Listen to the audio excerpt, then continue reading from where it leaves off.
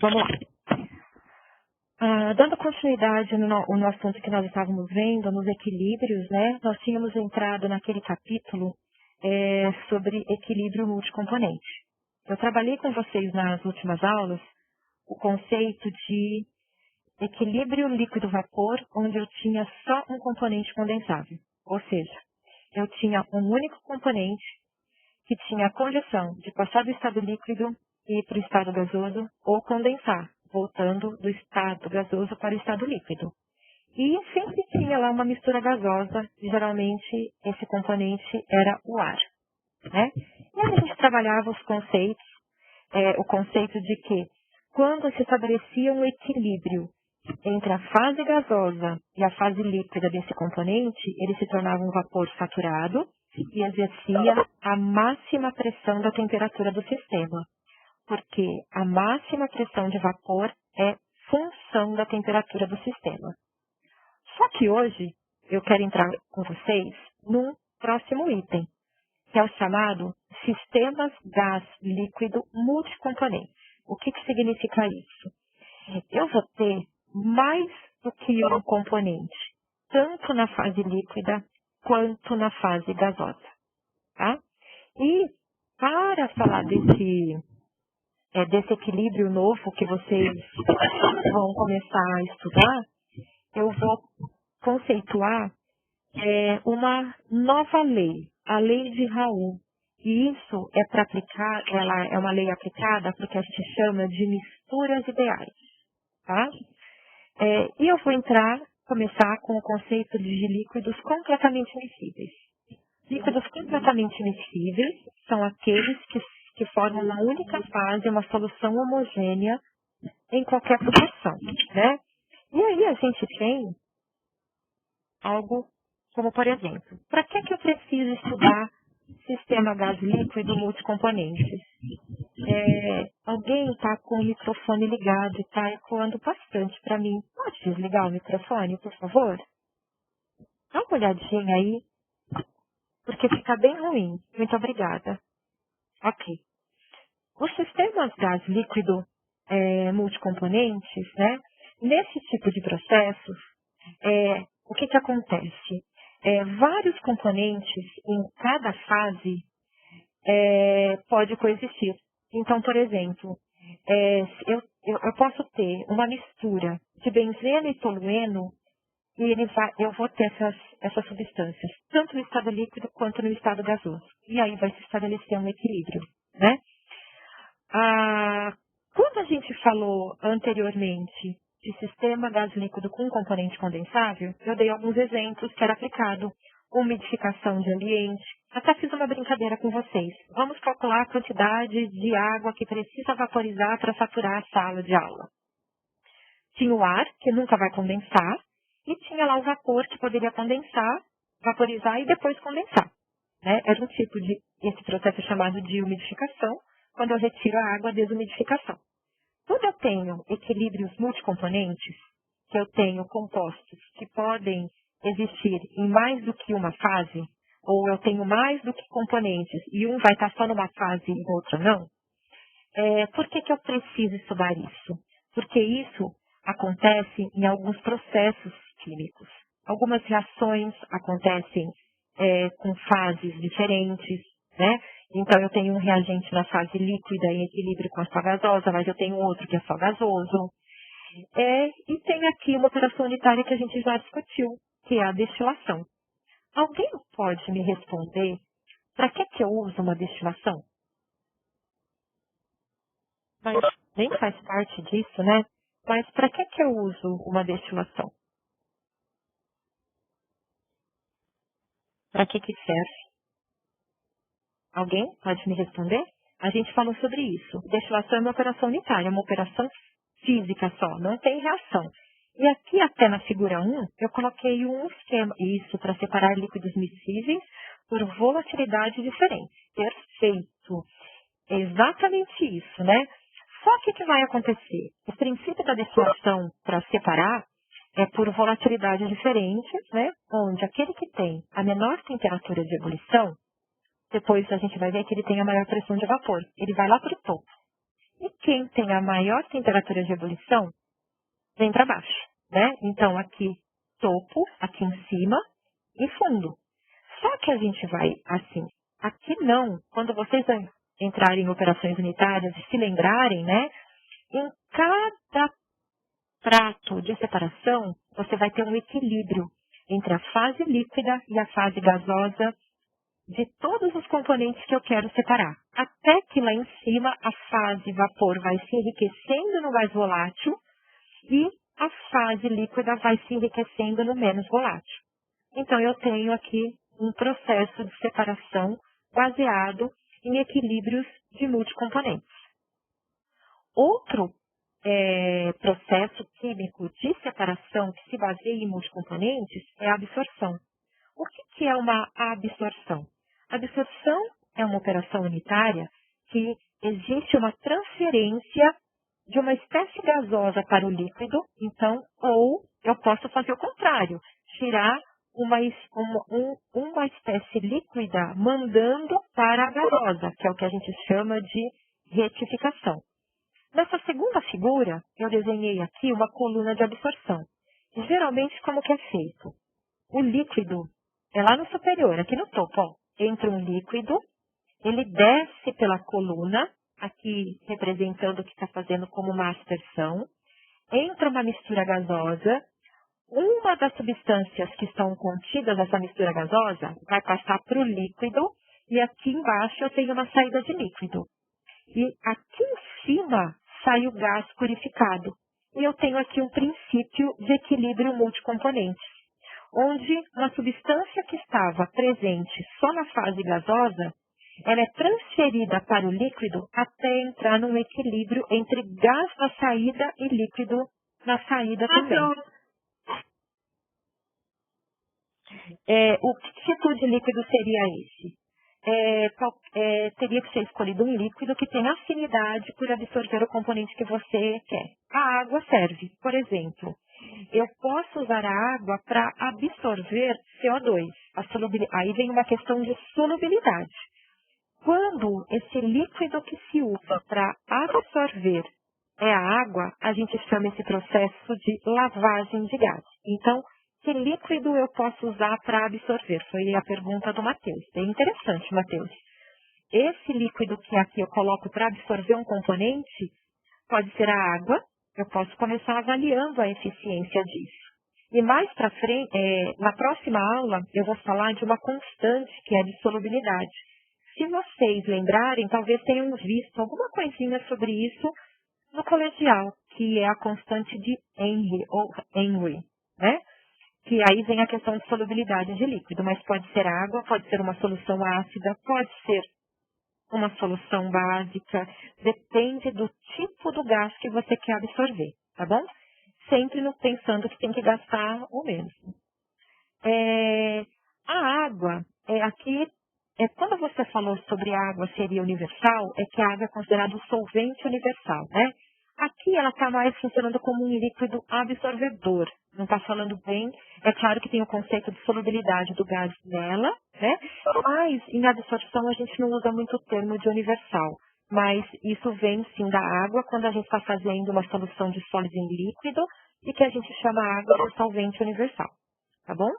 Mas o conceito não está totalmente destoado, não. Até pode ser isso sim. Tá?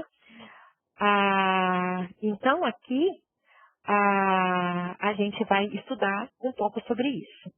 Antes de entrar nas balanças materiais propriamente dito, de, assim, numa absorção, ou até de falar, né, dessa questão dos equilíbrios numa destilação, quando vocês fizerem operações unitárias, o objetivo vai ser o projeto dessas colunas, a altura, número de pratos, um monte de coisa. O meu objetivo aqui é estudar os equilíbrios e só o balanço material, porque você só pode fazer o projeto de uma coluna dessa se o balanço material estiver correto, tá bom? Um minutinho só, gente, aqui.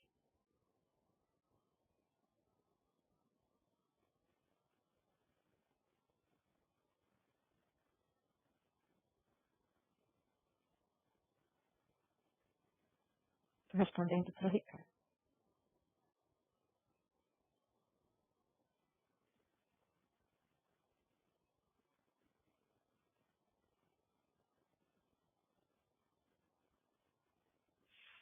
Ah, e aí a gente vai fazer aqui somente os balanços materiais. Professora, eu poderia falar de novo sobre esses tratos? O que são tratos? Né? Vou voltar um pouquinho. O meu objetivo na disciplina é balanço material, o conceito dos equilíbrios, tá? Quando a gente fala em operações unitárias, né, depois que o balanço material está fechado, você muitas vezes em operações unitárias tem como objetivo projetar a coluna. Então, projetar uma coluna de destilação. O que é projetar uma coluna de destilação?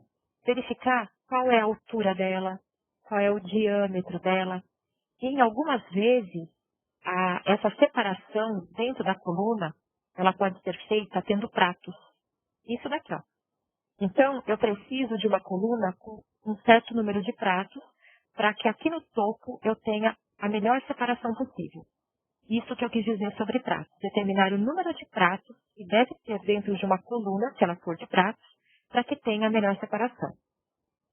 Uma coluna de absorção também pode ser de pratos.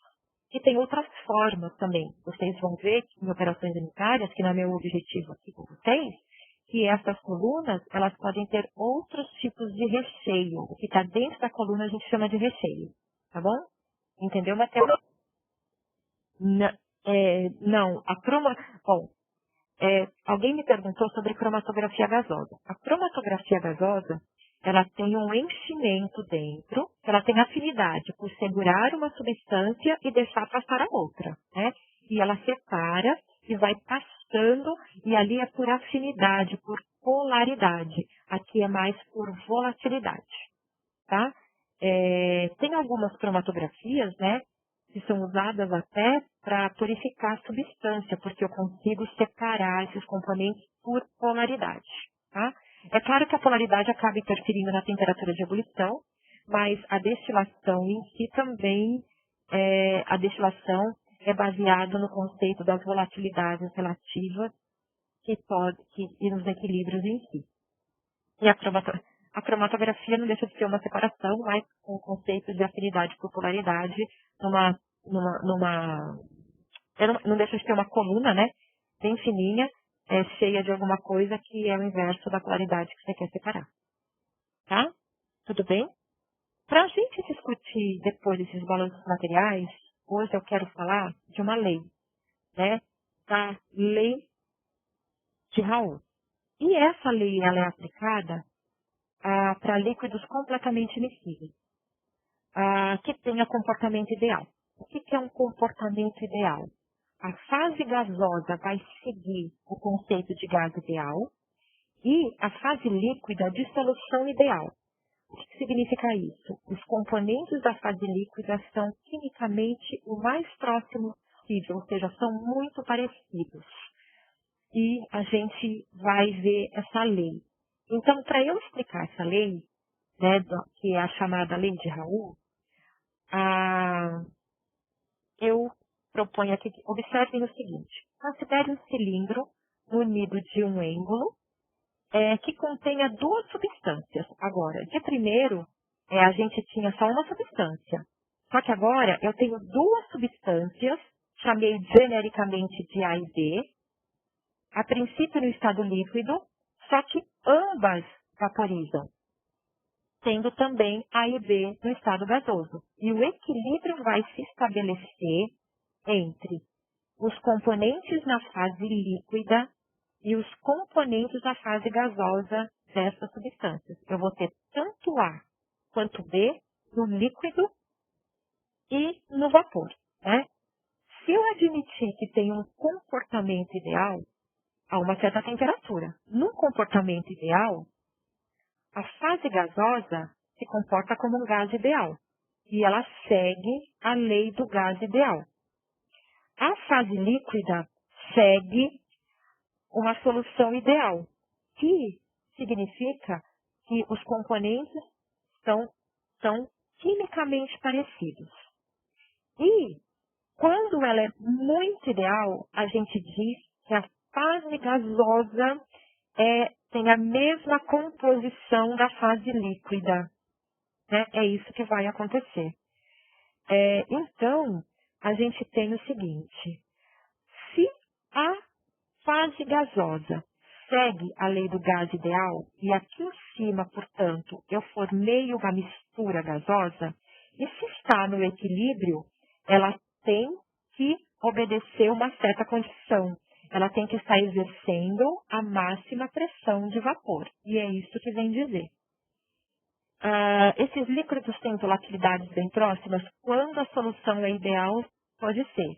Mas, quando eles têm volatilidades bem próximas, a composição da fase gasosa é bem parecida com a fase líquida, Matheus. E aí a gente vai ver que pode ter uma diferença. Alguns têm volatilidades diferentes, volatilidades relativas diferentes. Tá? É esse o objetivo da aula, e mostrar que depois tem um desvio da lei de Raoult. Tá? A lei de Raoult é uma lei em que você tem que a composição da fase líquida é igual à composição da fase gasosa.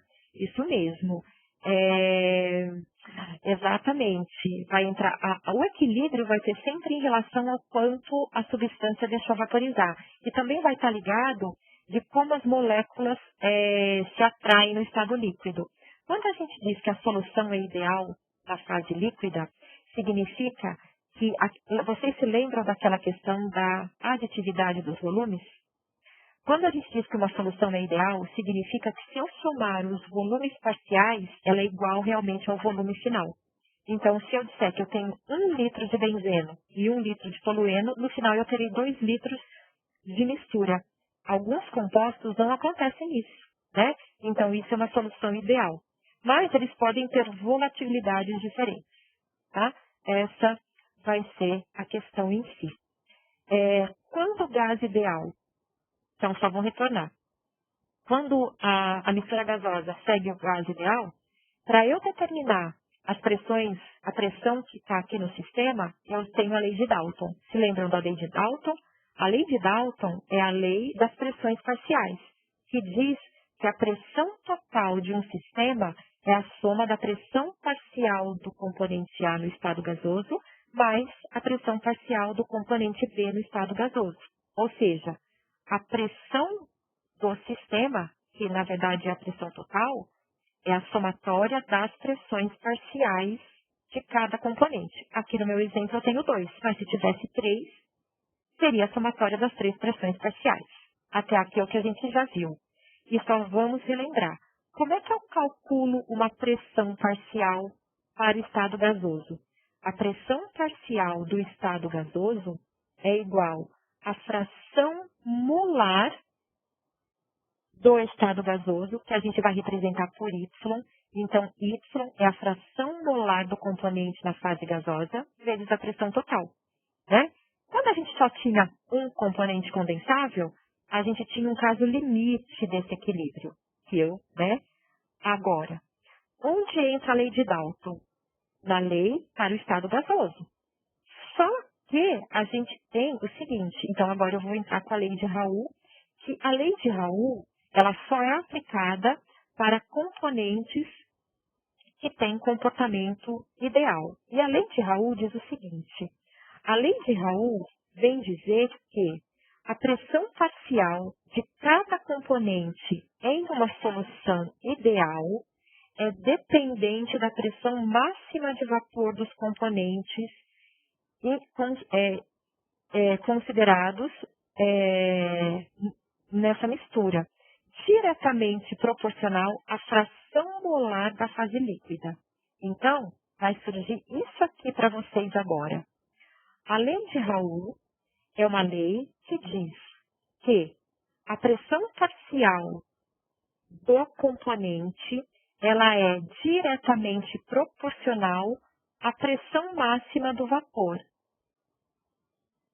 em função da fração molar do líquido. E aí depois a gente define a volatilidade relativa. Então essa é uma lei nova para vocês, que vai dizer que a pressão parcial que o componente exerce na fase vapor é igual à fração molar dele na fase líquida vezes a pressão máxima de vapor.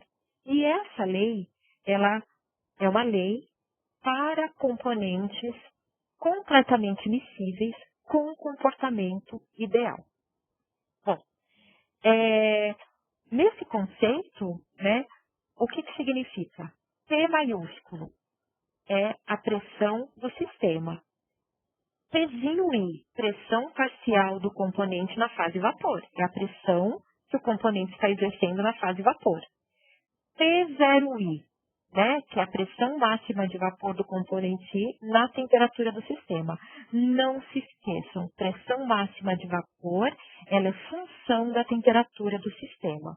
E ao estabelecer o equilíbrio, só que quando a gente tem líquidos completamente miscíveis, dependendo da atração entre as moléculas na fase líquida, não necessariamente a fração ou a pressão parcial dele na gasosa vai atingir a pressão máxima de vapor. Aquilo é uma condição que nós trabalhávamos anteriormente. Xi é a fração molar é a fração molar do componente na fase líquida, Matheus, eu já respondo. E YI, fração molar do componente na fase vapor. O símbolo não influencia? Eu não entendi. Eu não entendi. O que você quis dizer, Matheus? O símbolo não influencia? Que símbolo? Desculpa. Matheus? Eu não entendi a pergunta.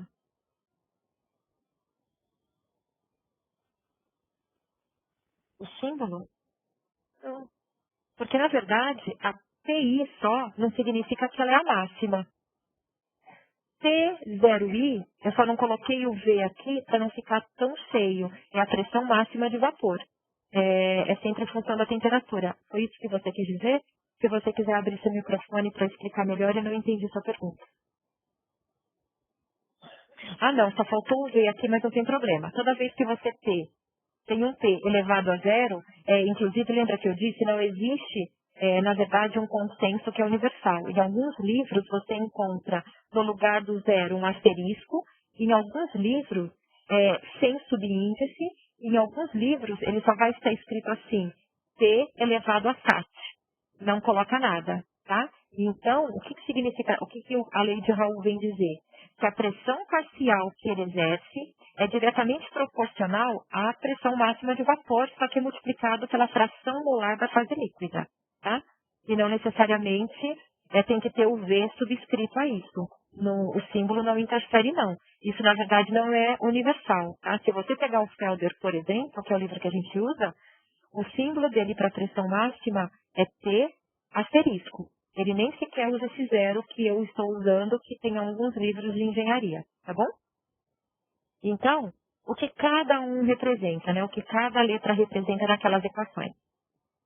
Pressão total do sistema, pressão parcial do componente I, quando é só o P elevado a zero, para a gente é a pressão máxima, não necessariamente tem que ser o vapor. X é fração molar da fase líquida, só não se esqueçam disso. Né? O X representa a fração molar da fase líquida e o Y é a fração molar da fase vapor. Certo? E aqui eu queria que vocês observassem esse gráfico. Né?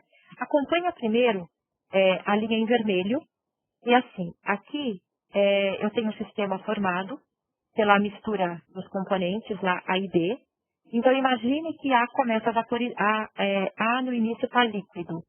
Na fase gasosa, não tem vapor. E como é que a pressão parcial do vapor acaba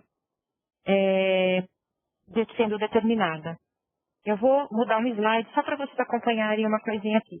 Se eu fizer a igualdade de pressões parciais, então isso daqui é a lei de Dalton. A pressão parcial de um componente segundo Dalton é a fração molar do componente vezes a pressão total do sistema. Segundo Raul, a pressão parcial do componente é a fração molar da fase líquida vezes a pressão máxima de vapor da temperatura que ele se encontra. Se está no equilíbrio, significa que eu posso calcular a pressão parcial de qualquer forma. ou dado pela lei de Dalton ou pela lei de Raoult. Então, partindo dessa igualdade, é o que eu quero demonstrar aqui, mas primeiro acompanha aqui seguindo Dalton. Ele diz que a pressão parcial de um componente é a fração molar da fase gasosa. Então, nesse gráfico, é o que a gente chama de gráfico de eixo duplo, onde no meu lado esquerdo eu vou indicar a pressão máxima de vapor de B, se ele fosse puro. No lado direito, eu vou indicar a pressão máxima de vapor de A. Então, indo da esquerda para a direita, eu estou crescendo em fração molar de A. Então, se eu estiver nesse cantinho aqui, eu tenho nada de A. A pressão parcial dele aumenta conforme segue o aumento da fração molar. E ele diz que a pressão parcial é a fração molar da fase líquida vezes a máxima pressão de vapor. Se eu chegar aqui onde ele é sozinho, puro, ele vai exercer essa máxima pressão. Agora, acompanhando B. Aqui, né, a B vai daqui para cá. Então, o B vai ao contrário, vai da direita para a esquerda. Então, a pressão parcial de B no início é 0 e ela cresce conforme aumenta a fração molar. O que a lei de Raoult acaba dizendo no final, né? A lei de Raoult para componente ideal. Se os componentes fossem muito parecidos, a fração molar da fase gasosa seria igual à fração molar da fase líquida. E o que é a pressão total? É a soma das pressões parciais, que é ligar um eixo no outro. Tá? Aqui é uma representação gráfica, mas o que eu quero mesmo é que vocês olhem aqui, então. Para o componente A, eu posso dizer que a pressão parcial dele, se calculada pelo Dalton, é a fração molar dele na fase gasosa vezes a pressão total. Se calculado por Raoult, é a fração molar da fase líquida vezes a pressão máxima de vapor. Né? Escrevendo isso também para o B, é a fração molar de B vezes a pressão total. Por Dalton e por Raoult, substituindo. Se eu somar essas duas equações, eu tenho como resultado que, no final das contas, eu quero saber a pressão total. É isso que eu quero calcular. Então, fração molar de B na fase gasosa, mais a pressão, vezes a pressão total, mais a fração molar de A vezes a pressão total, tem que ser igual à somatória dos cálculos das pressões parciais. A questão do gráfico. Eu vou voltar, então, no gráfico um pouquinho só. Né? Então, só isso aqui no gráfico. O cálculo da pressão parcial de um gás, segundo o Raoult, é fazendo. Então, acompanhe a linha em vermelho primeiro, Paloma. Acho que é a Paloma. É Paloma? PH? Acompanhe a linha aqui em vermelho. Pelo menos é vermelho para mim. Vocês estão vendo aqui o vermelho? A tela está parecida? Então, o que ele está dizendo se eu seguir a linha vermelha? Que aqui é 0. Aqui no eixo abscissa, no eixo da abscissa representa as frações molares, tá? Acompanha a linha vermelha, que é para o componente A. Aqui bem à esquerda eu não tenho nada de A, ou seja, não está exercendo pressão de vapor. A pressão de vapor dele vai aumentando e ele diz que é a fração molar vezes a pressão máxima de vapor. Então, é o cálculo que se faz. Se a fração molar dele for 0,1, então 0,1 vezes a pressão máxima de vapor, vai dar a pressão parcial dele naquele momento. E aí vai aumentando a pressão até que chega na máxima de vapor, que é o equilíbrio puro. Então, a linha da pressão... Só que dentro do recipiente eu tenho dois componentes. Aí começa o B também a exercer pressão. No início não tem nada de B, só que o B é o que a gente chama de eixo duplo. Da esquerda para a direita é a fração molar de A aumentando. Da direita para a esquerda é a fração molar de B. Então, agora eu acompanhe a linha azul. Aqui é nada de B, 0B. Quanto vale a pressão parcial dele se não tem nada dele? 0. Aí a fração molar dele começa a aumentar. Se começa a aumentar, a fração molar dele, a pressão parcial dele começa a aumentar. Se eu somar em cada ponto a pressão parcial do componente que está em vermelho, mas a pressão parcial do componente que está em azul, eu tenho a pressão total. Segura, tenha como referência azul primeiro. Transfere esse valor aqui para cima. A linha em preta te dá a pressão total, que é o que eu estou representando aqui nessas equações. Entendeu? O gráfico mostra isso. Que a pressão parcial de um componente é diretamente proporcional à sua fração molar na fase líquida vezes a pressão máxima de vapor. Fazendo o cruzamento da linha é quando você tem uma determinada composição, onde você tem aí onde você tem que as frações, na verdade aqui as frações molares não são iguais, porque não está. O cruzamento das linhas representa alguma coisa? Não, é só uma questão da composição, onde determina aqui a fração molar de A e a fração molar de B, que vai dar a fração total. Nesse momento aqui não representa nada. Né? Significa que a pressão parcial de A está aumentando, a de B também, e nesse momento aqui, as pressões parciais de A, eu vou ler para cá, a pressão parcial de B eu leio para a minha esquerda, e a pressão total é a soma delas. Tá? Não representa. Posso agora mostrar o restante aqui, da dedução das equações? Então, aqui, né, fazendo a igualdade das pressões, calculado por Dalton e calculada por Raoult, porque se é uma condição de idealidade, eu posso ter desvios dessa idealidade, depois eu vou falar disso, eu tenho que as pressões parciais, ou ela é calculada por Dalton, ou ela é calculada por Raoult, aplicando para o componente A essa igualdade por B e somando, eu tenho a equação resultante. Como T, ele na verdade está em evidência, então eu posso colocar que P é em evidência YA mais YB. YA mais YB são as frações molares da fase gasosa. Toda e qualquer soma de fração molar, independente de quanto vale A ou B, quanto que tem que dar a soma da fração molar de uma fase? Independente. Se A é 0,7, B tem que ser quanto? 1. Então, YA mais YB é igual a 1. Então, aqui resulta que a pressão do sistema pode ser igual à soma das pressões parciais calculadas por Raoult. Lembrando que X é da fase líquida, elas somadas também tem que dar 1. E eu vou dizer que XB, a fração molar de B na fase líquida, é igual a 1 menos XA. XA, que é a fração molar de A. Se eu substituir aqui, eu tenho essa equação para pressão total, que ela pode ser calculada da seguinte forma. Isso daqui nós vamos aplicar daqui a pouco para a gente discutir uma questão de volatilidade relativa. Tá? Então, pode ver que aqui na lei de Raoult eu tenho uma retinha. Isso aqui é bastante importante. Quando vocês chegarem em operações sanitárias e forem projetar coluna de ventilação, vocês vão usar um gráfico desse aqui, só que depois vai ter um desvio da lei. Porque se ninguém me perguntou que tipo de fração molar eu indico aqui nesse eixo da abscissa, hein? Qual delas é? Eu só escrevi fração molar, não escrevi mais nada. O que vocês acham? Do líquido.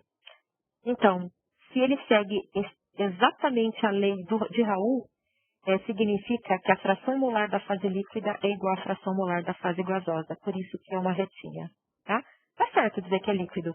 Mas na lei de Raoult, se ele tem realmente comportamento ideal, significa que a fração molar da fase líquida é igual à fração molar da fase gasosa. Isso é uma substância chamada de substância ou solução ideal. Tá? Mas, por enquanto, vamos imaginar, então, que ali realmente está representada a fração molar da fase líquida. Tudo bem? Posso seguir? Chegaram nessa...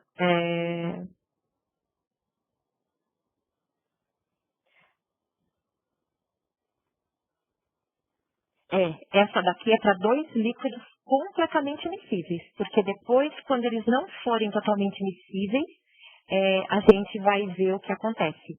A gente tem que fazer uma correção. Então, a lei de Raoult, a gente aplica quando nós tivermos dois líquidos totalmente miscíveis. Combinado, gente? Sim, os slides estarão disponíveis depois da aula. E também a gravação da aula, eu indico o link para vocês pegarem, tá? Porque eu estou usando o EBEX. Aí depois eu disponibilizo o link também, ok? O Cauê. ok? Então, seguindo aqui. Vamos lá. Tudo bem?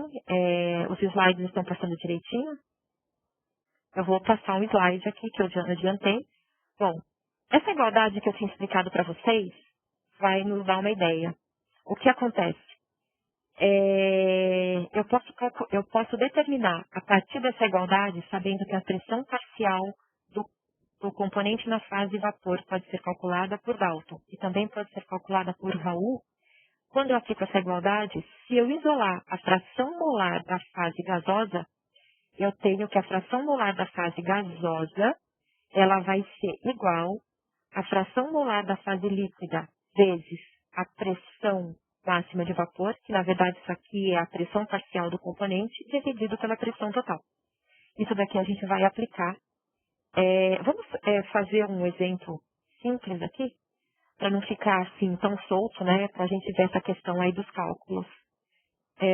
Um exemplo aqui, depois vocês vão conferir os valores que eu vou apresentar, porque eu vou deixar esse pronto. E o que eu quero depois é começar o exercício com vocês. Aqui eu dei o seguinte exemplo. Eu disse assim, eu tenho uma mistura de A e B, só que agora eu vou colocar dois componentes de verdade. Eu vou dizer que eu tenho uma mistura formada por benzeno e tolueno. São hidrocarbonetos. Na maioria das vezes, hidrocarbonetos apresentam comportamento ideal. Eles são quimicamente muito parecidos e, na maioria das vezes, apolares. Tá? Então, eu estou dizendo que eu tenho uma mistura de benzeno e tolueno, B para benzeno, T para tolueno, que atingiu o equilíbrio. Ou seja, a velocidade de vaporização de D para a fase gasosa e dele de volta para a líquida já estabeleceu o equilíbrio. Quando os líquidos são completamente miscíveis, o equilíbrio não é estabelecido quando se atinge a máxima pressão de vapor. É essa a principal diferença quando se tem dois componentes que podem coexistir em equilíbrio em mais do que uma fase. E qual é o objetivo, né? É claro que se ele está a uma temperatura, para aquela temperatura existe uma máxima pressão de vapor, na unidade que for dada, né? Aqui eu já estou fornecendo as máximas pressões de vapor, tanto do benzeno como do tolueno. Não é tão simples achar. No livro de vocês, por exemplo, só tem uma tabela para a pressão de vapor da água. Quando eu não tenho uma tabela, que recurso que eu poderia usar para calcular essas pressões máximas de vapor? Alguém poderia me dizer? Porque eu vou precisar delas porque eu quero para poder resolver esse exemplo aqui. Se vocês não tiverem uma tabela, né? Como é que a gente poderia calcular isso? De onde eu tiro esses valores de pressão máxima de vapor?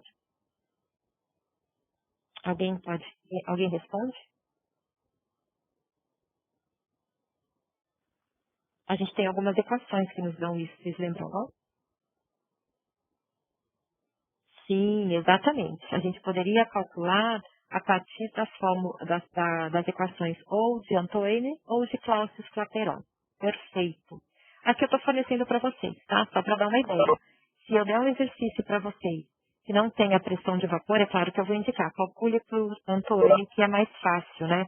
Aí vocês vão lá naquela tabela, pegam as constantes A, B e C e calcula a máxima pressão de vapor, tá? Então, ele fala o seguinte, foi estabelecido o equilíbrio, então, a 25 graus Celsius, e ele diz que, quando se estabeleceu o equilíbrio, a fração molar de A, desculpa, aqui não é A, é benzeno, na verdade, seria qualquer um dos dois, eu vou corrigir, tá? Aqui eu coloquei A, mas na verdade o componente A para mim aqui é o benzeno. Eu vou diminuir só um pouquinho a tela aqui, vou parar o compartilhamento.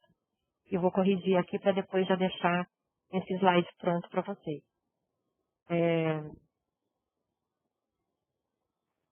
Então, aqui não é A, vou trocar aqui pelo benzeno. É a fração molar de benzeno, por isso que eu vou trocar por B, tá? Então, B para benzeno e C e T para tolueno. Então, voltando aqui, é só para depois já ficar o slide certo para vocês. Considere que no equilíbrio, a composição é dada em função de benzeno e ele tem 0,5. A fração molar de benzeno no equilíbrio é 0,5. Então, aqui, fração molar de benzeno no equilíbrio é 0,5. Se a fração molar de benzeno é 0,5, a fração molar de tolueno também vai ser 0,5. Aqui, elas serão iguais, mas eu já vou colocar a nomenclatura certa aqui. Se fosse outro valor, o que a gente tem sempre que lembrar? Que a soma das frações molares em uma fase, ela tem que ser igual a 1. Né? A soma das frações molares tem que ser igual a 1.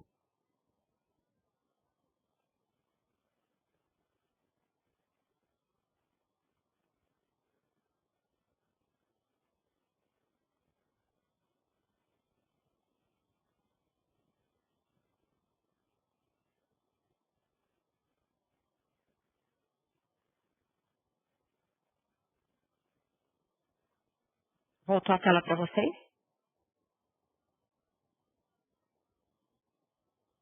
Voltou, gente? Alguém, por favor? Sim? Ok, obrigada.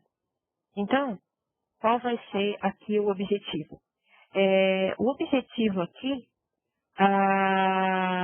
vai ser, na verdade, eu quero calcular a partir do conceito que eles compõem uma mistura ideal, né? Tanto a solução vai seguir o comportamento de ideal e como do gás é também ideal, eu quero calcular a pressão total do sistema e as frações molares da fase gasosa. Então, é isso que eu quero calcular com vocês, para vocês terem uma ideia da aplicação dessas relações. Então, como que eu consigo calcular a pressão total? A pressão total, ela vai ser calculada, lembrando que a pressão total pode ser igual à fração molar do componente vezes a pressão máxima de vapor desse componente na temperatura do sistema. E 1 menos a fração molar do componente B. Então, aqui, a gente tem, vou pegar o benzeno, depois eu corrijo esse subíndice. Então, aqui, para eu fazer o cálculo, a fração molar do benzeno é 0,5, vezes a pressão máxima de vapor dele, que é 12,63. E a unidade aqui está em quilopascal, que a tabela aqui eu pesquisei, ele dava em quilopascal e acabei trabalhando com uma unidade diferente. Quilopascal está naquela unidade em que ele está realmente indicando Newton por metro quadrado, passado para quilo. E aqui a equivalência, se vocês depois quiserem fazer transformações, é que uma atmosfera é 101,325 quilopascal, tá? Mas a gente pode trabalhar com qualquer unidade de pressão. Então, eu quero calcular essa pressão total. Quanto vale a pressão do sistema quando se estabeleceu o equilíbrio? É basicamente isso que ele vai calcular. Então, a fração molar do benzeno é 0,5, a pressão máxima de vapor dele é 12, 1 menos 0,5, porque aqui é a fração molar do tolueno, vezes a máxima pressão de vapor do tolueno. A gente tem que a pressão do sistema, ao se estabelecer o equilíbrio, é 8,21 kPa. Né? Então, é uma pressão intermediária. Ela é maior que a pressão máxima do tolueno, só que ela é menor do que a fração máxima do benzeno. É isso que ele está dizendo. Então, a pressão do sistema é estabelecido quando tem 8,21 kPa. Tudo bem? Entenderam como eu calculei? Então, o que vai acontecer? Quando eu tenho líquido que é totalmente miscível, então, não necessariamente os equilíbrios são estabelecidos quando tem a máxima pressão de vapor, muito pelo contrário. A gente vai estabelecer um equilíbrio numa pressão intermediária dos dois, porque tem uma atração entre essas moléculas. E o que acontece? Já prestando e olhando atenção aqui nesses dados. Se vocês prestarem atenção aqui nas pressões máximas de vapor do benzeno e do tolueno, a do benzeno é bem maior do que a pressão máxima do tolueno na temperatura desse sistema. Com certeza vai ser em qualquer outra temperatura. O que eu já consigo deduzir daqui? O que isso aqui já me indica? Quando a pressão máxima de vapor ela é mais alta, quando comparado, significaria o quê? Que ele evapora mais rápido, não evapora mais rápido? O que isso significa? Em Entre benzeno e tolueno, quem vocês acham que vaporizaria mais rápido? Para ser mais objetiva na pergunta. Isso, evapora mais rápido. Opa, então, o benzeno, né? O benzeno tem uma pressão de vapor bem mais alta. Quanto maior a pressão de vapor, menor é a temperatura de ebulição, tá? Então, é isso que está acontecendo nesse sentido. Então, o benzeno tem uma pressão de vapor maior do que o tolueno. Se vocês procurarem na literatura, e se alguém aí minimiza a tela e procura, vocês podem verificar aí a pressão de vapor do benzeno.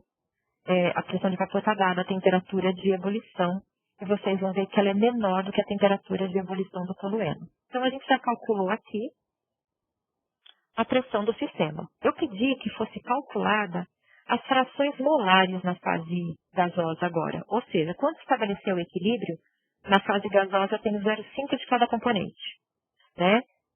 E eu quero saber agora quanto vale a fração molar na fase gasosa. Então, para determinar a fração molar da fase gasosa, a gente tem aquela relação que a fração molar na fase gasosa, ela pode ser calculada fazendo a fração molar da fase líquida vezes a máxima pressão de vapor dividido pela pressão do sistema que a gente acabou de calcular. Então, para o benzeno, seria 0,5 vezes 12,63, dividido por 8,21. A fração molar do benzeno na fase gasosa, 0,77. Enquanto que para o tolueno vai ser 0,23. Ou seja, a fração molar do tolueno é menor do que a do benzeno. O que a gente pode chegar à conclusão disso? Então, se eu for separar benzeno e tolueno, e eu até usei essa dupla aí até para fazer balanço material de destilação,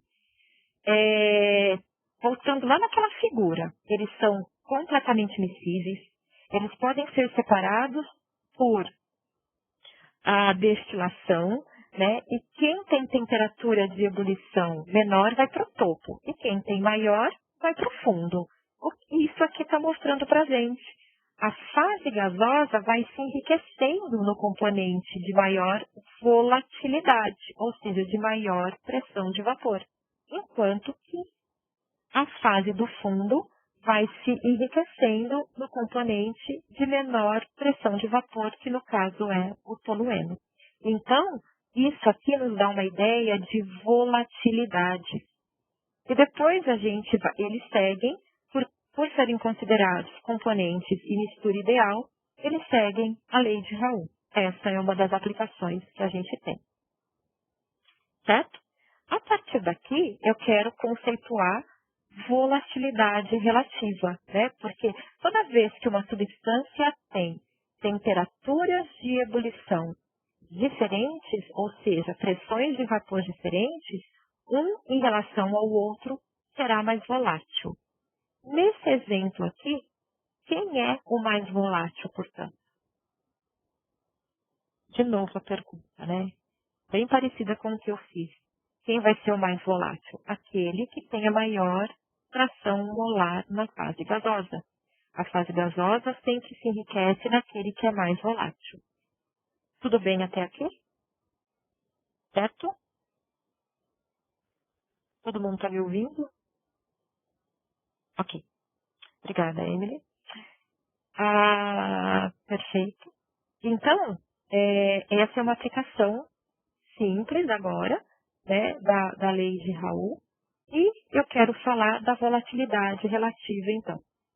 O que é uma volatilidade relativa? A volatilidade relativa, na verdade, entre dois líquidos, né, sendo A mais volátil do que B, então eu vou sempre determinar a volatilidade relativa daquele que é mais volátil em relação a um. Vou deixar uma relação pronta, se inverter, você vai ver que vai encontrar valores ao contrário.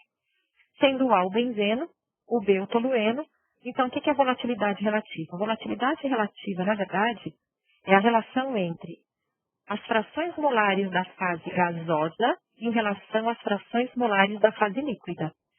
Se A é mais volátil que D, a relação das frações molares na fase gasosa vai ser maior do que a relação das frações molares na fase líquida, né?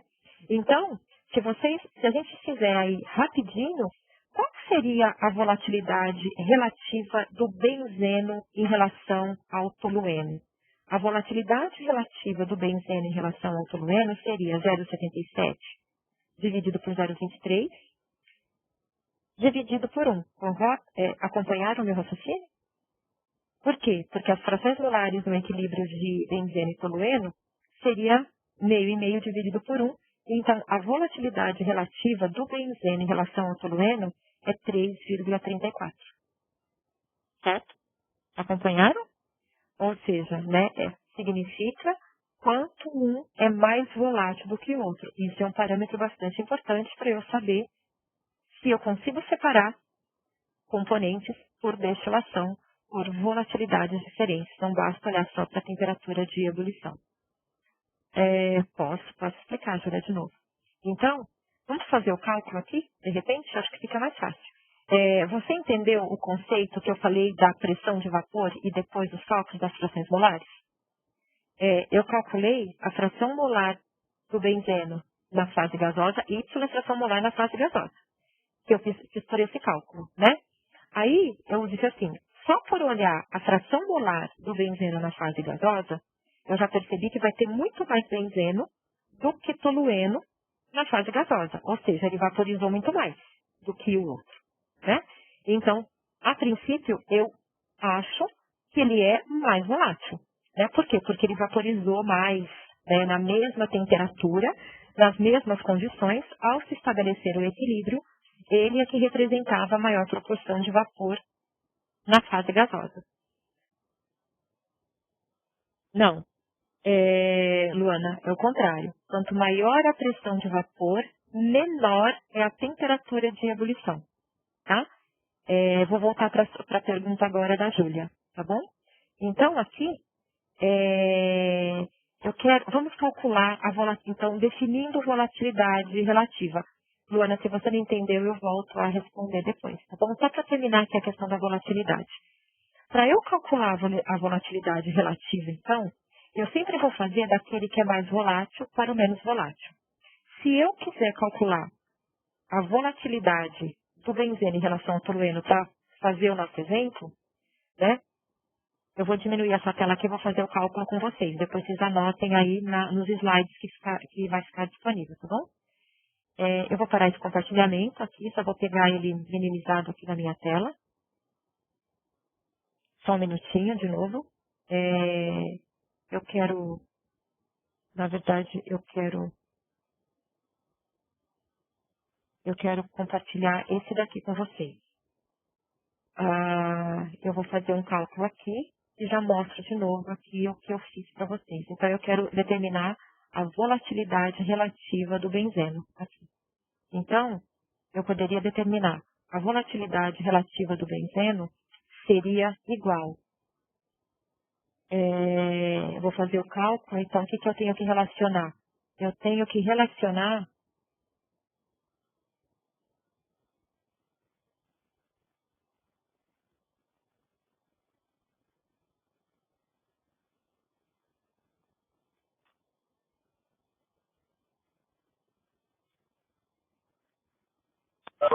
vocês estão vendo a minha tela de novo?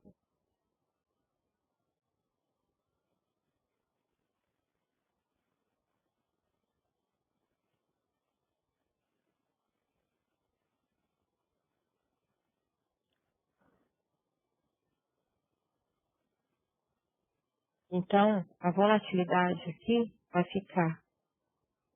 Eu vou fazer o cálculo e volto a tela para vocês observarem isso. Então, vai ficar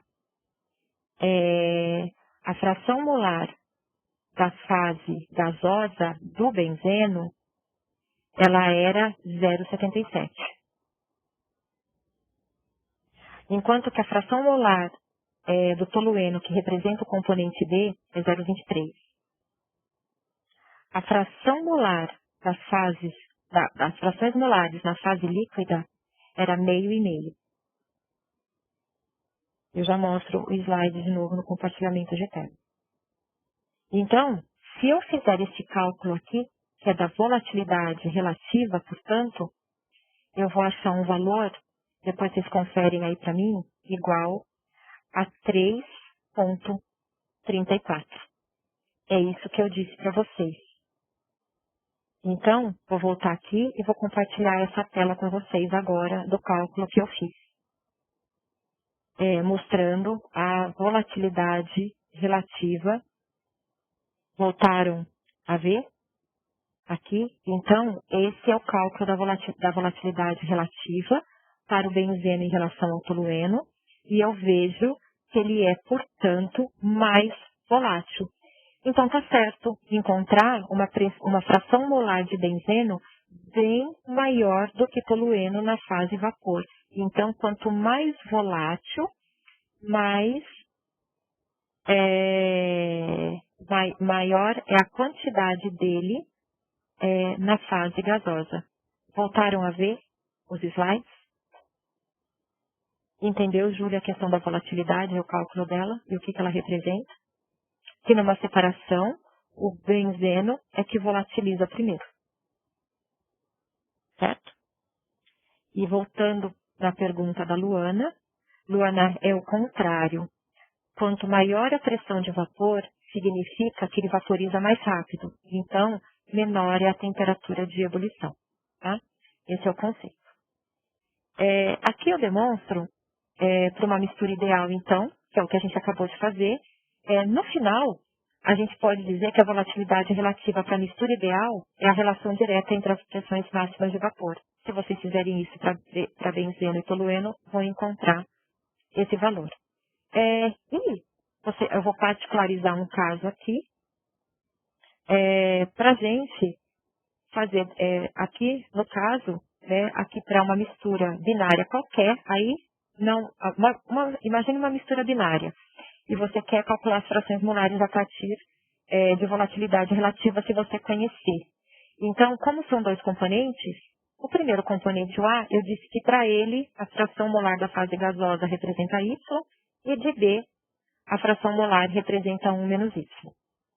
E na fase líquida a mesma coisa. Como o conceito de fração molar, de volatilidade relativa, é a relação da fração molar da gasosa dividido pela fração molar da fase líquida, a partir dessa equação, eu encontro que a fração molar da fase gasosa do componente mais volátil é a volatilidade relativa vezes a fração molar dele na fase líquida, no denominador 1 mais alfa menos 1 vezes a fração molar da fase líquida.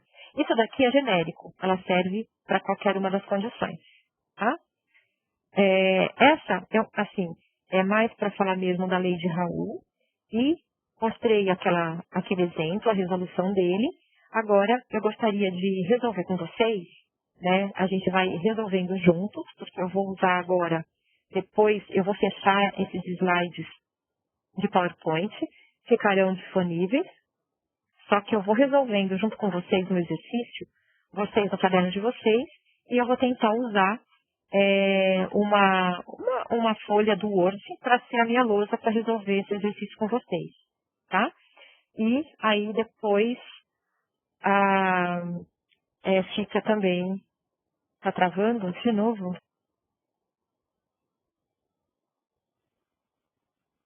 Melhorou? Aí a conexão, gente. Melhorou?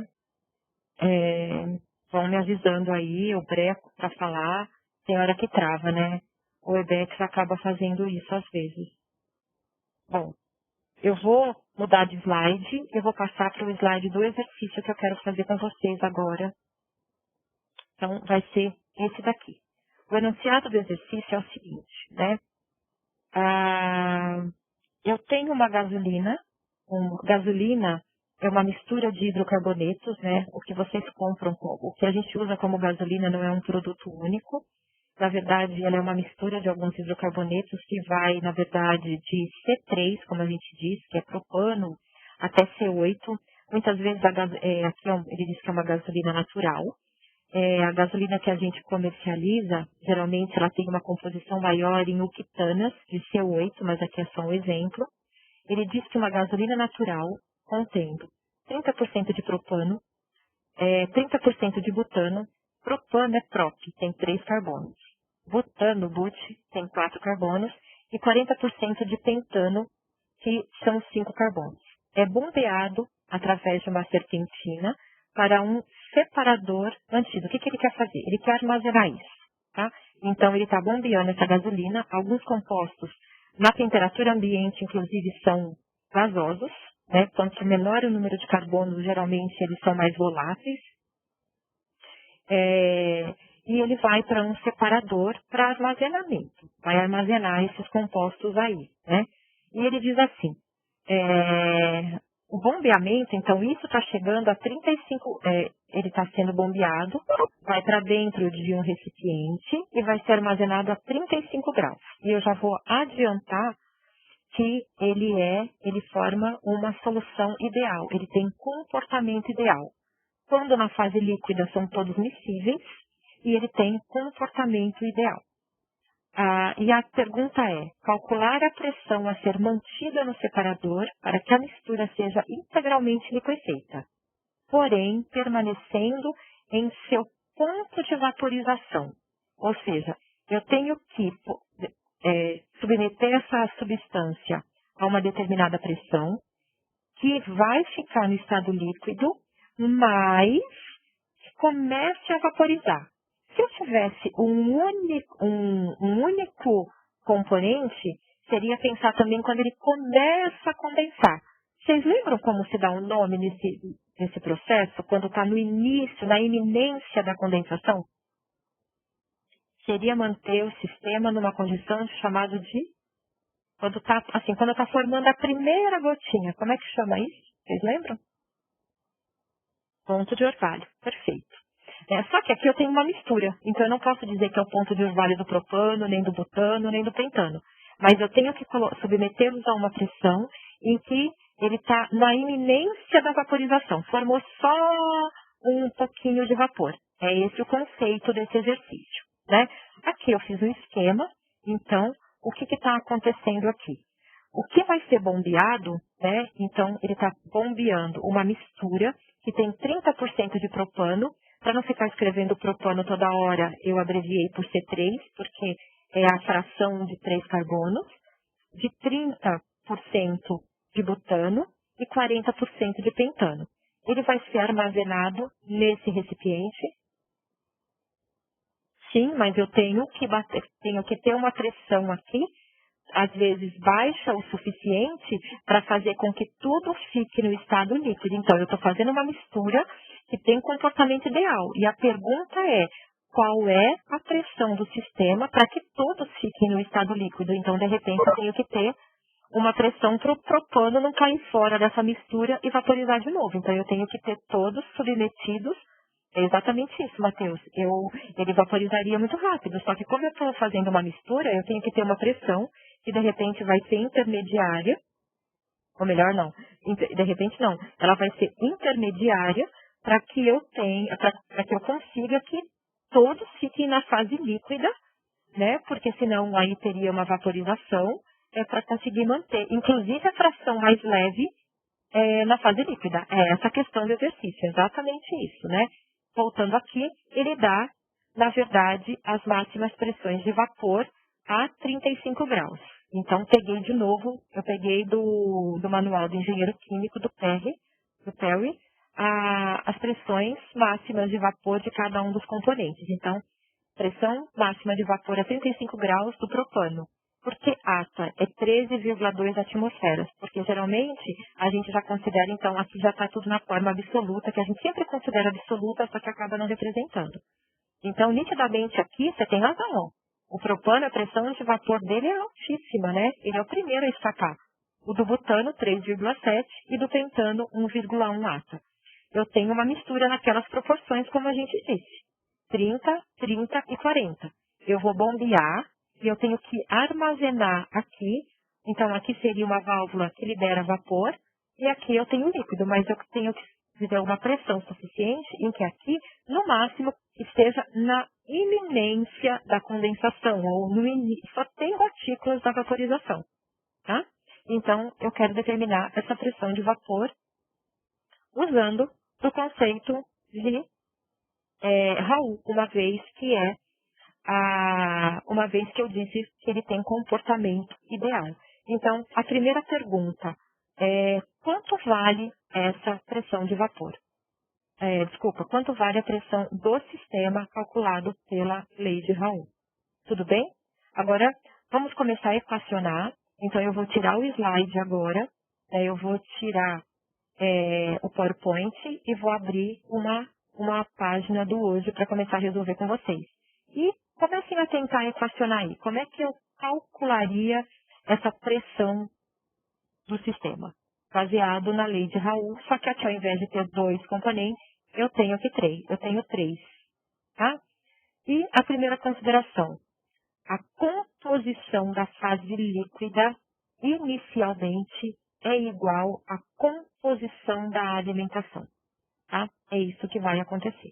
Então, agora eu vou tirar essa página aqui e depois eu volto com uma da Word.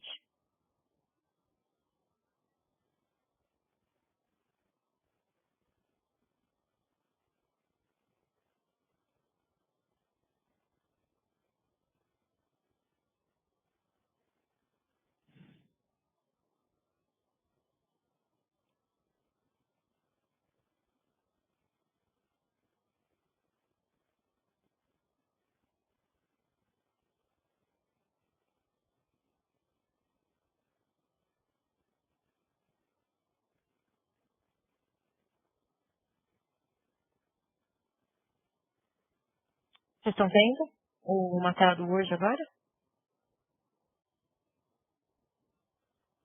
Ok. Então, vamos começar a resolver o exercício? Então, aqui, eu vou aumentar um pouquinho o tamanho aqui da minha página aqui, para ficar melhor para vocês. Então, primeira coisa aí, né? Então, eu acho que dá para vocês irem resolvendo junto comigo. Eu vou digitando lentamente, né? E aí vocês vão acompanhando a resolução. Então, eu tenho uma linha que bombeia uma gasolina natural de composição conhecida entre as frações C3, C4 e primeira coisa que vocês vão admitir, quando essa mistura chega no vaso que vai ser guardado, então, lá no separador, a composição da fase líquida é igual à composição de alimentação da mistura, tá bom? Então, no separador, a mistura líquida nessas condições apresentará a composição da gasolina que é alimentada. Sempre assim? Sim. No primeiro momento, a composição da fase líquida é igual à chegada. E como é que a gente vai fazer? A pergunta é: quanto quanto é a pressão do sistema? E como que eu vou calcular essa pressão do sistema? A pressão do sistema é a pressão total. E, na verdade, é a soma das pressões parciais de cada componente, né? E a gente vai calcular aí, eu vou calcular pela composição ou pela lei de Raoult. Vou aproveitando aqui algumas coisas que já estão digitadas, vocês tentem destrinchar aí a lei de Raoult, portanto. O que diz a lei de Raoult? A pressão parcial de um componente, ela vai ser igual à fração molar da fase líquida vezes a pressão máxima de vapor. Então, eu tenho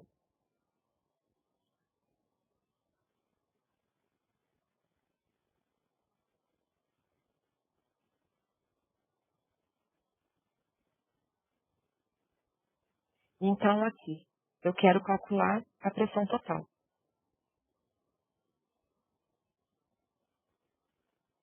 Vou calcular essa pressão total, sabendo que eu posso substituir como que seria a pressão parcial da fração C em função da pressão máxima de vapor. É isso que eu vou substituindo, portanto. Né? Então, aqui, eu posso dizer que a pressão parcial, e depois vocês determinam para os demais, ela vai ser igual.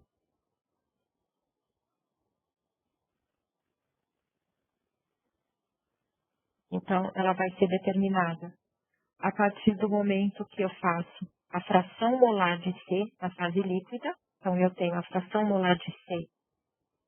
Fração molar é sempre minúsculo, tá? Não façam como eu aí. Pressão vezes a pressão parcial, a pressão máxima de vapor, que é o dado que você tem. Então, você tem aí e vai substituir para cada um deles. Então, aqui eu vou fazer a fração molar vezes a pressão parcial.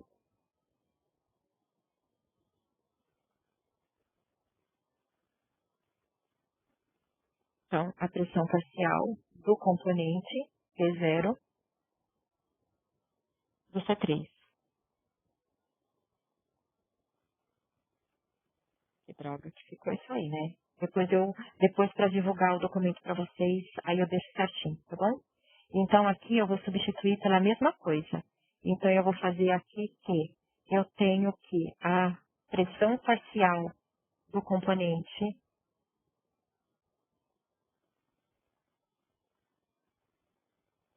então vai ser a fração molar de C4 vezes a pressão máxima de vapor de C4. Que a gente tem tudo aí. Pressão parcial da fração C4. E a mesma coisa vocês vão fazer para os demais componentes.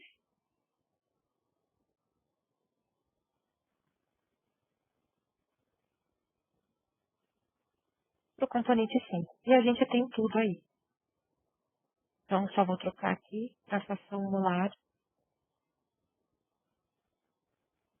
do componente 5. A gente tem todos os dados. A fração molar, então, aqui é do 3. Quanto é a fração molar do 3? Se é para considerar que lá no separador, a gente tem que a composição é igual à da alimentação. Então, eu vou ter aqui a pressão total. Aí vocês vão calcular, vou substituir aqui. Então, aqui eu tenho que é a fração de 3.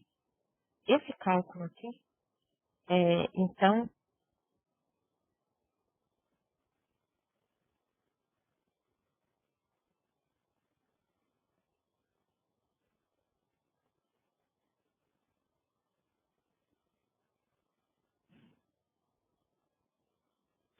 alguém fez o cálculo já? Deixa eu ver se acompanhar aqui. Alguém está perguntando alguma coisa? A fração molar do componente 3, esquece, gente. Depois eu substituo aí. Vamos lá. Vou só colocar o valor aqui e vocês vão substituindo, então. Então, quanto que vai dar essa pressão aqui? Substituindo os valores. A fração molar do C3 é 0,3 e a pressão máxima de vapor é 13,2. Quando eu vou para a parte C4, é 0,3 vezes 3,7 e para a fração C5 é 0,4 vezes 1,1. Alguém calculou essa pressão? Alguém pode me dar o valor?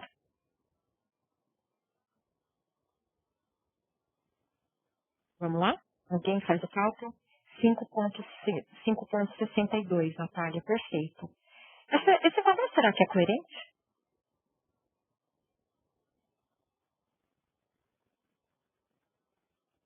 Alguém responde?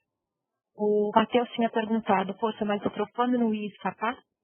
Então, vai ter que ser um valor que é intermediário. Pode ver que é maior do que de alguns componentes, né? Então, aqui,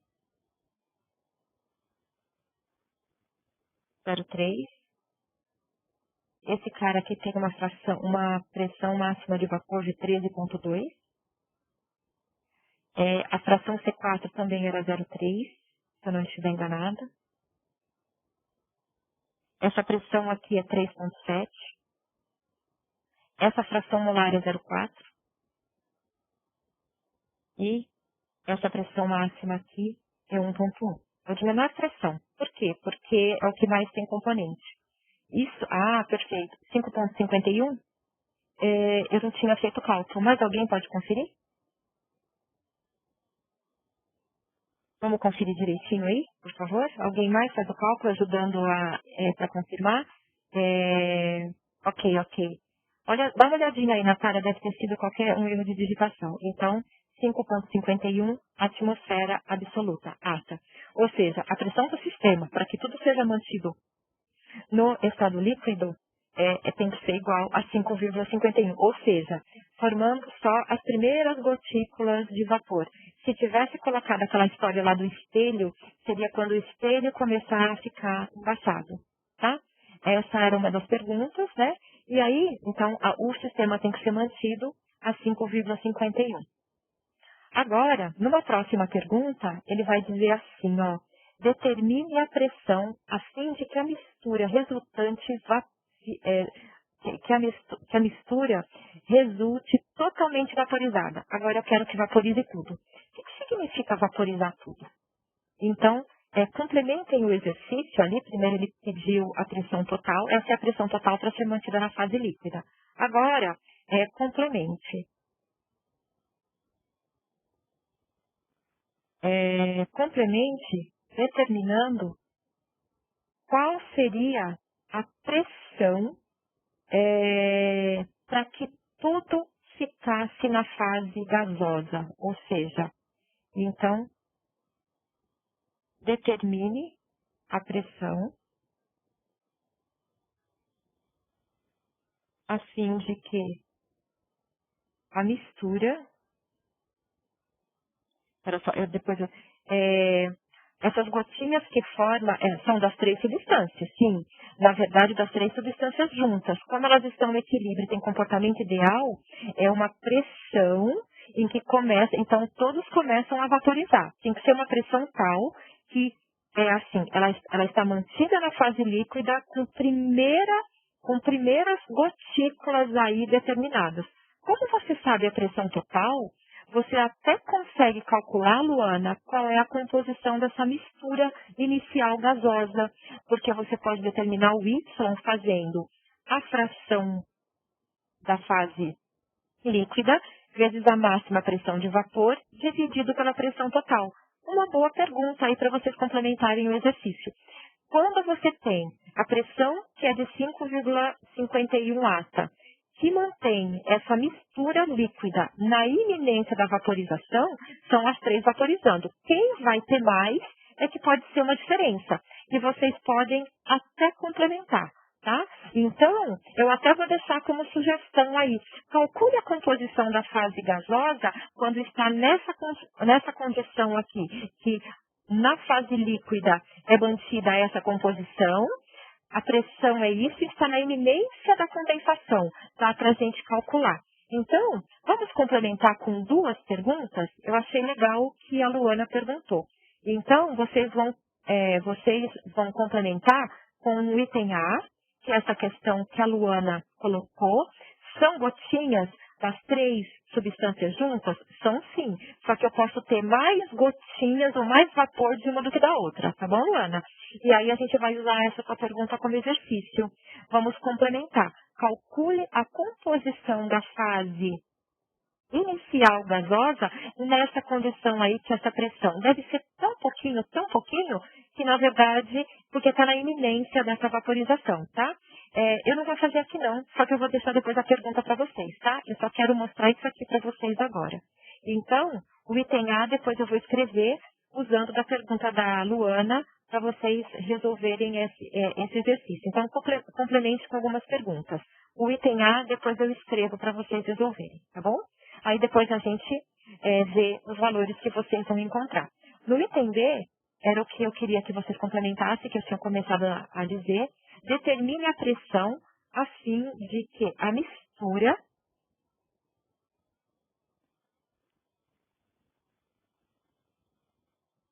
fique totalmente vaporizada. Determine a pressão a fim de que a mistura fique totalmente vaporizada.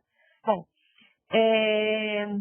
eu vou deixar as equações indicadas, depois vocês vão calcular, mas eu queria que vocês me respondessem uma coisa. Agora eu quero tudo vapor, então tudo vai vaporizar. Eu vou fazer uma observação para a gente poder resolver o exercício, mas eu queria que vocês me dissessem o seguinte.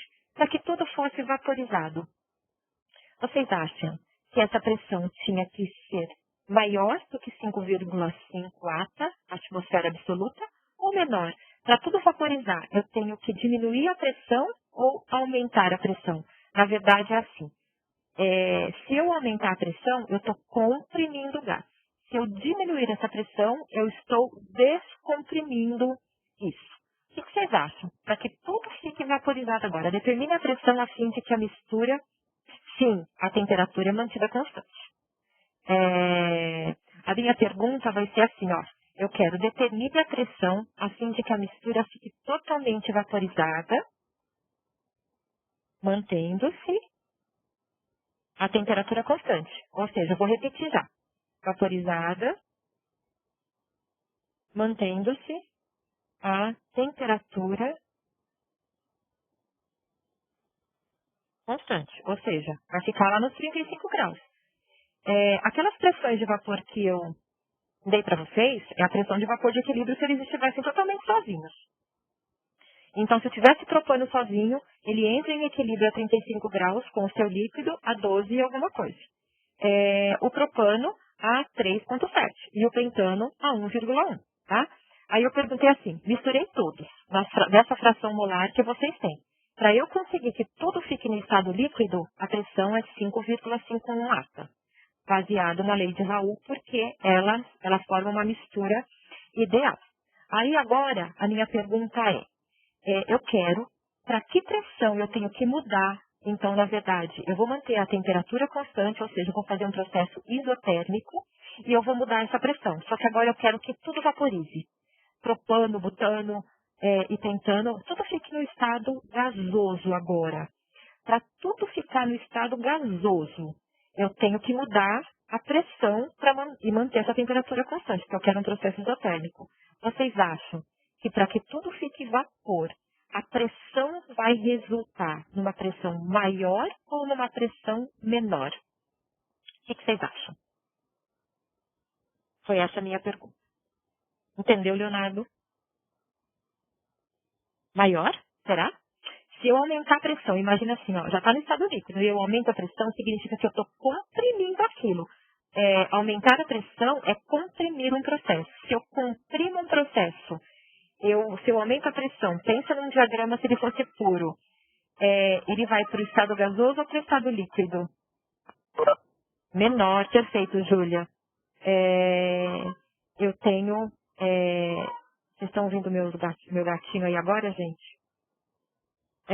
Eu tenho que, na verdade, diminuir a pressão. Perfeito, Emily. O Breno também respondeu. Quando a gente quer que vaporize, a pressão fica menor, tem que ter uma descompressão. Como é que eu consigo fazer oxigênio líquido? Né? Como é que eu consigo transformar o ar em uma substância líquida?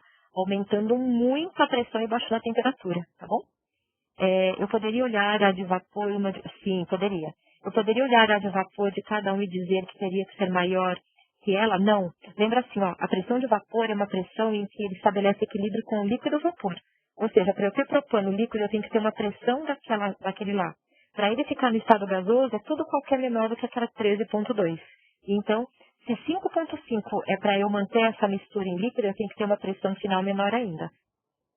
Certo? Entendeu, Natália? A Júlia respondeu que era menor, né? Se você olhar para cada uma, é a pressão, quando se fala em pressão de máxima de vapor, é a pressão que ele está no equilíbrio. Entendeu? Obrigada, gente. Então, vamos equacionar aqui? Bom, eu quero saber essa pressão agora. Como é que eu vou determinar essa pressão? Ela vai ter que ser baseada de novo na lei de Raul, né? Só que agora é o seguinte, como eu quero tudo que seja vapor, significa que essa composição da fase líquida é que vai passar para a composição da fase gasosa. Então, na verdade, o que eu quero? Né? Eu tenho que achar o que sobra no líquido. Esse exercício é o contrário. Então, na verdade, quando eu quero que toda a mistura fique vapor, então a maior parte vai estar no estado vapor agora. Então, era o contrário, tudo vaporizou. Então, não ficou só um pouquinho de líquido lá. Ou seja, na verdade, o que eu tenho que fazer agora? Eu tenho que lembrar que, então, quando a gente fala em fração molar, a fração molar pela lei de Raoult, vocês lembram como que eu poderia determinar a fração molar pela lei de Raoult? Lembra que fração molar pela lei de Raoult, uma fração molar da fase gasosa é igual. Fração molar da fase gasosa é sempre Y, então a fração molar de um componente na fase gasosa, ela é igual o produto da fração molar da fase líquida. Então, eu tenho aqui que a fração molar da fase líquida, então, por exemplo, seria a fração molar de um componente I vezes a pressão máxima de vapor dele. Um componente qualquer, tá bom? Lembram disso daqui que a gente tinha demonstrado lá atrás? A pressão máxima de vapor desse componente na temperatura do sistema. Do componente I na temperatura. Que nesse caso aqui está 35 graus dividido pela pressão total. O que na verdade eu estou te perguntando? Eu quero saber para que pressão eu tenho que levar esse sistema para que o que eu tinha na fase líquida passe agora para a fase gasosa. Ou seja, na fase gasosa é que o C3 tem que ser 0,3, o C4 tem que ser 0,3 e o C5 tem que ser igual a 0,5. Então, agora, eu tenho que partir de um outro conceito. Eu quero calcular essa pressão aqui. Só que, na verdade, são as frações molares da fase gasosa que se tornarão igual às frações molares da fase líquida.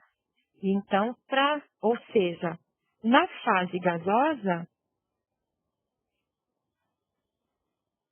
então, como eu quero que seja na fase gasosa, eu tenho que isso aqui agora, que era a fração molar da fase líquida, ela se torne, na verdade, a fração molar da fase gasosa. Ou seja, o Y agora é isso aqui.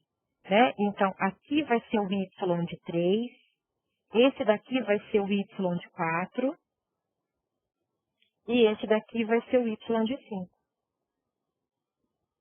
O que vai sobrar? O que vocês vão ter que fazer aqui para resolver isso daqui?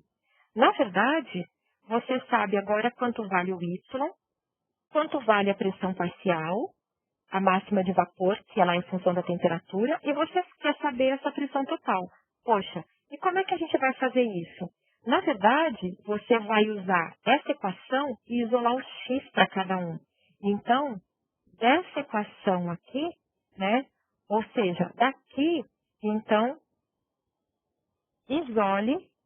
dessa equação, isole a pressão parcial, a pressão parcial, isole daqui a fração molar da fase líquida.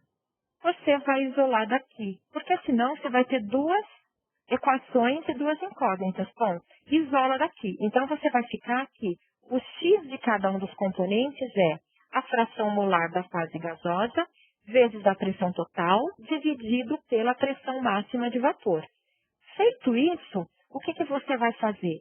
Você vai fazer um somatório, porque você sabe que o que já está na fase líquida, eu não quero saber quanto sobra na fase líquida, mas a soma das frações molares da fase líquida, somadas tem que dar 1. Então, aí você vai fazer que a fração molar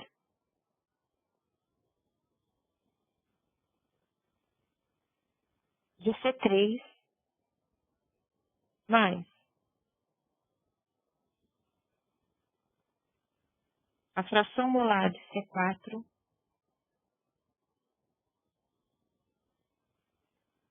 mais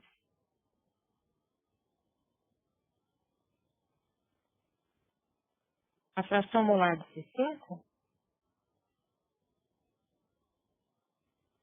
isso tem que ser igual a 1.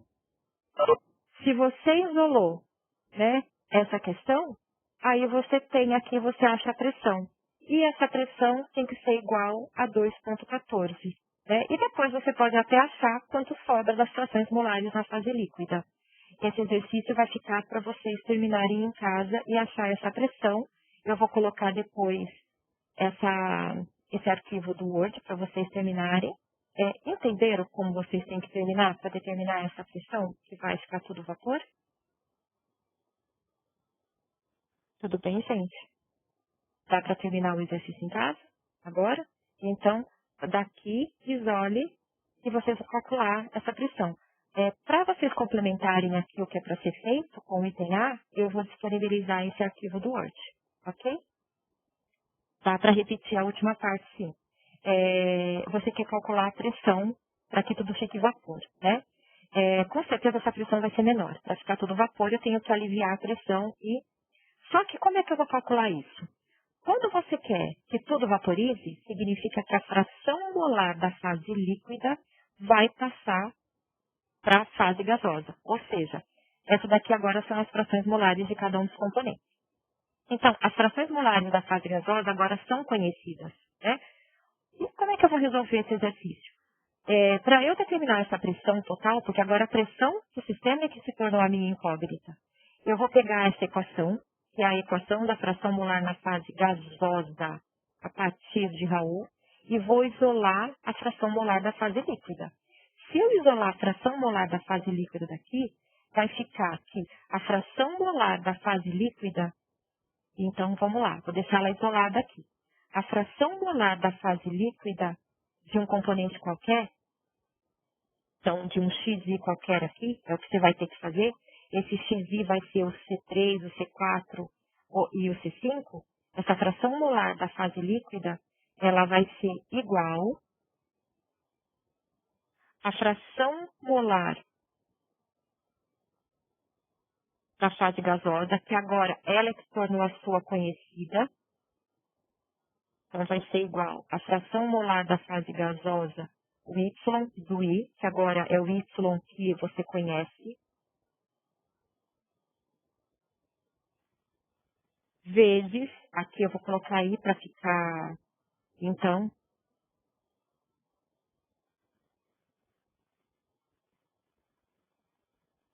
vezes a pressão máxima dele, da temperatura que ele se encontra, que você tem, porque foi um dado de exercício. Então, aqui é a pressão do componente I da temperatura, essa pressão máxima, dividido, opa, aqui não é, opa, aqui eu errei, né, gente? Aqui é a pressão total. Na verdade, aqui é a pressão total dividido pela pressão máxima de vapor, porque eu estou isolando o X. Então, se você isola o X, você tem você tem isso daqui. Mas você não tem o X de cada componente, porque agora vai sobrar só um pouquinho nessa fase. É isso que você está falando, no final é isso que está dizendo. Ou seja, você substitui o valor das frações molares e o valor da pressão máxima de vapor que você conhece. E sobra a pressão total. Poxa, eu consigo gerar uma equação para X. Mas e agora? Como é que eu resolvo para achar o P? Explico assim. Então, se eu usar mais uma equação, então eu substituo para cada um dos componentes a fração molar usando esse conceito. E eu sei que, independente da situação, a soma das frações molares tem que ser igual a 1.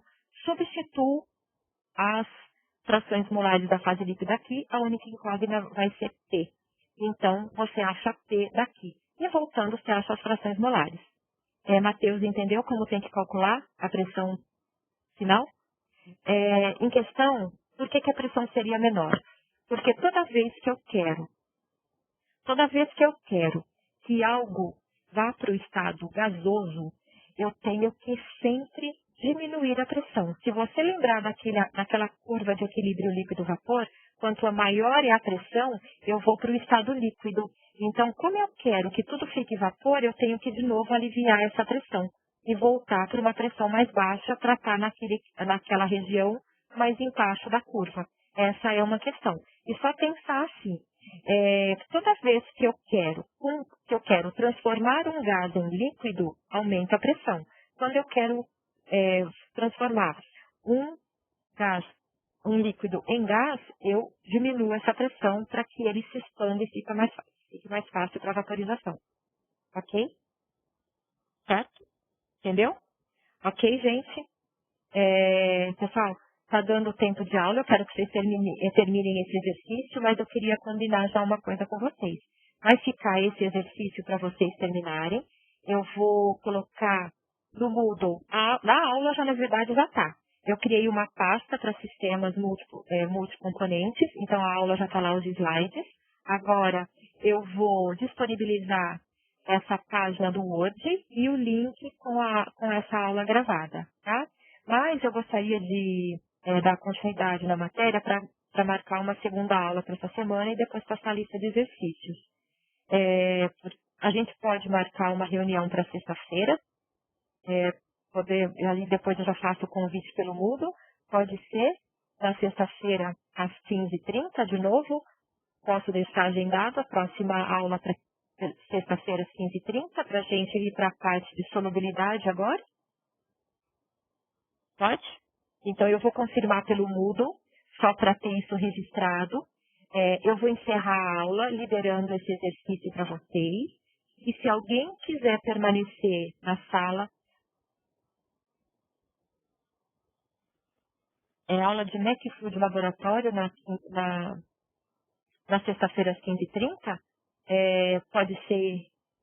Você pode confirmar para mim, Elisa, se tem essa aula às 15h30? Se tiver às 15h30, a gente pode marcar então para 5h20? Eu vou para deixar para depois? O que vocês acham? A princípio fica marcado 15h30. Aí alguém confirma para mim o horário do laboratório de MacFlu e aí eu remarco o horário da aula se for preciso, tá bom? Combinado? Ok, obrigada. Se tiver alguém que queira permanecer para tirar dúvida dos outros exercícios que eu tinha deixado indicado, pode ficar mais um tempinho e pode agora abrir o microfone e faz a pergunta até por voz, que fica mais fácil de perguntar, né? Gente, muito obrigada pela participação, pela colaboração, tá bom? Se cuidem, hein? Fiquem de casa estudando bastante.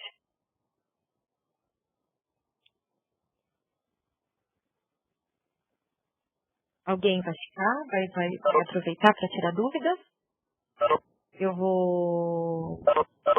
Eu que agradeço, gente. Boa noite para todo mundo. Obrigada, hein, gente. Se alguém estiver estudando e tiver os exercícios lá, eu só vou parar o compartilhamento de tela, tá bom? Vou voltar para cá com vocês.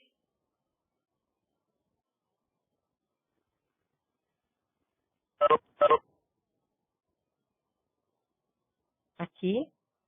O que eu vou fazer? Eu vou terminar, vou parar a gravação. Se já deu. Então.